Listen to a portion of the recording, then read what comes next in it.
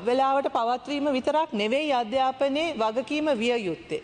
මෙවැනි අර්බුදකාරී තත්ත්වයක් තුළ ඒ දරුවන්ගේ මානසික පීඩනයත් ඔවුන් විඳපු දේ පිළිබඳවත් යම්කිසි සංවේදී භාවයක් තියෙන්න ඕනේ.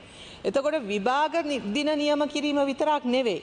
විභාගයේ අන්තර්ගතය පුළුවන් ද අපිට ඇත්ත වශයෙන්ම මේ සිද්ධ වෙච්ච කාලය තුළ ඇති වෙලා තියෙන ඒ ලර්නින් ලොස් එකත් එක්ක අපිට ඒ පරිදිම තියාගන්න පුළුවන්. ඔබ දන්නවා මේ ළඟදීත් යුනිසෙෆ් වාර්තාවක් තුලින් ඉදිරිපත් කරා තුන්වෙනි වසරේ දරුවන්ගේ ඉගෙනුම් නැතිවීම 100% ඉතාමත්ම ඉහළ මට්ටමක තියෙනවා. ඒ තුන්වෙනි වසරේ.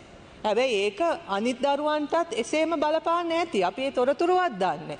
ඉතින් එවැනි තත්වයක් තුළ නිකං විභාග තියෙන එක විතරක් නෙවෙයි.